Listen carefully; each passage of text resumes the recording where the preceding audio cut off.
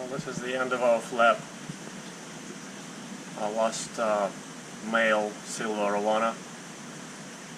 I don't know what happened. 2 days ago he was still feeding, looking good. Since this morning he's been floating like this and unable to swim. He's about 10 years old. He's a rescue from about 8 years ago, when he came from a horrible tank with a very bad gill curl, which over years disappeared. I don't know if it's the natural lifespan of silver arowana in captivity. People say is 10 to 20 years. Him being just 10, I'm very suspicious that this is not natural, or at least if it's natural, it's on the short end.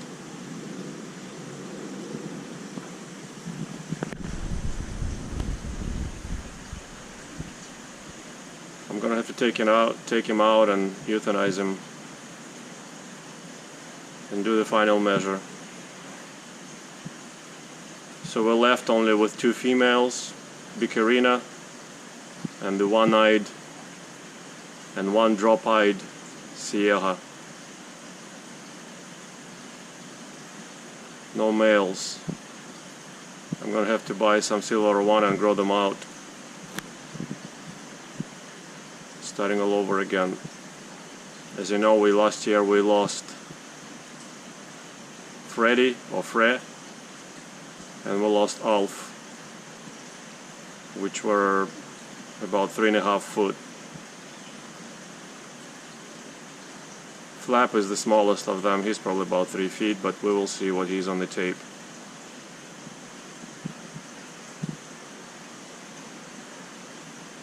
That sucks and hurts.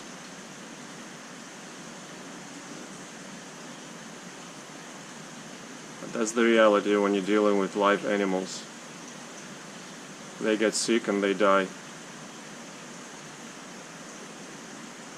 Just like people do as well.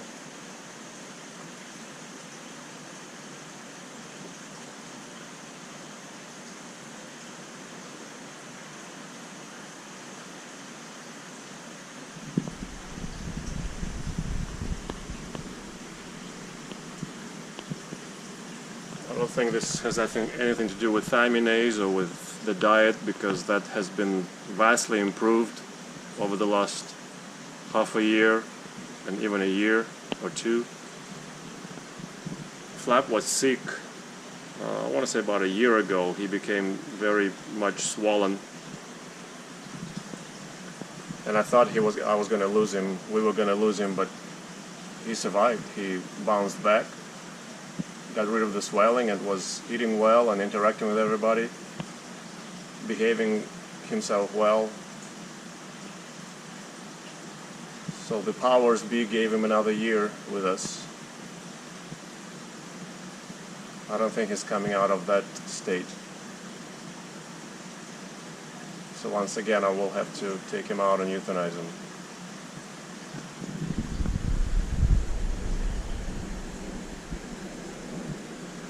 Doesn't look like he's bloated or anything. Just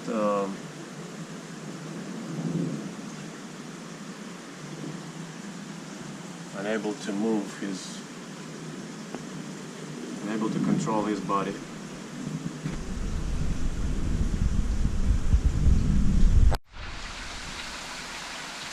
I placed him in the quarantine tank.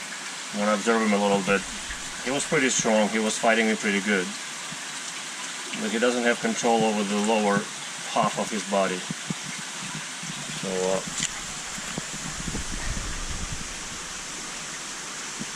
I have no hope. I'm just doing my due diligence. I'm gonna give him a little bit of time, maybe half a day, maybe a day, and see how he does. If it's not any better, we're gonna have to euthanize him.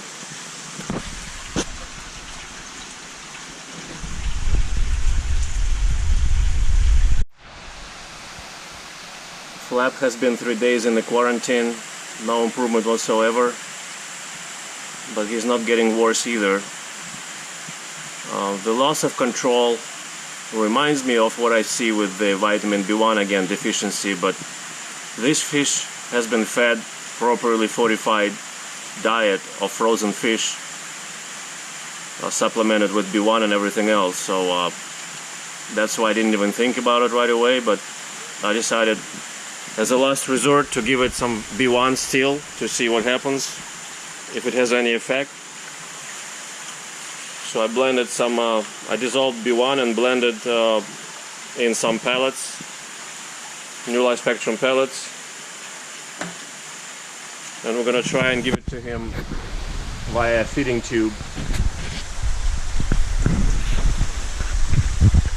If he lets us. He's still pretty strong, despite this miserable condition.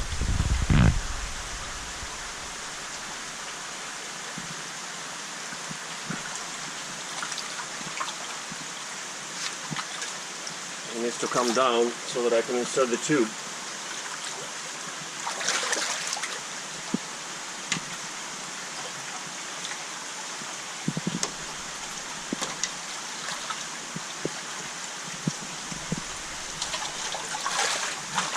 Yep, you can see how strong he is still.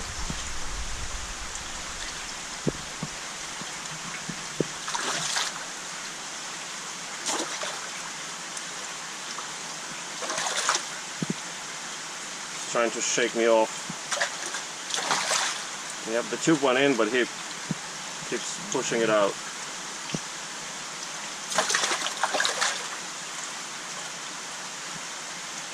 Come on, Flappy. Come on, Flappy.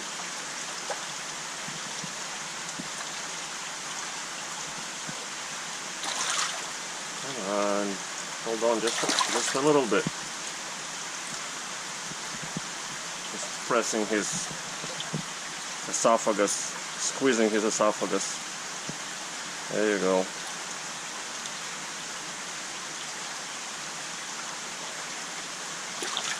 He's got sharp things on his jaws, but I think we're down far enough.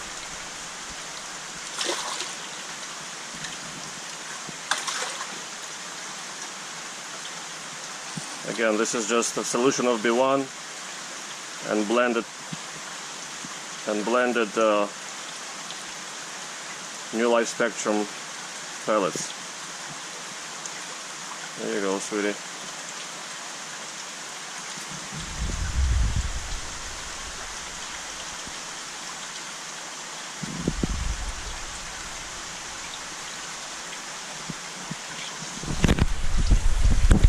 Yeah, that yellow poop also what I noticed fish have bright yellow poop when they have a deficiency of vitamin B1, so this is also something that may be consistent with the B1 again, but we'll see.